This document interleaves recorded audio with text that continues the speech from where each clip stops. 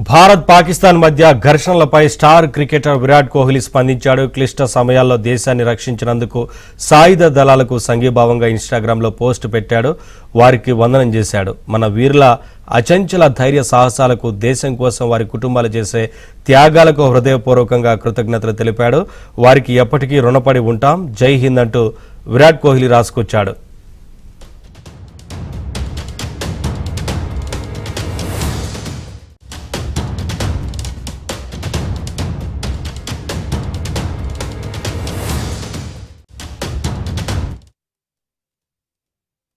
భారత్ పాకిస్తాన్ మధ్య ఘర్షణలపై star cricketer Virat Kohli స్పందించాడు. క్లిష్ట సమయాల్లో దేశాన్ని రక్షించినందుకు సాయుధ దళాలకు సంఘీభావంగా ఇన్స్టాగ్రామ్లో పోస్ట్ పెట్టాడు.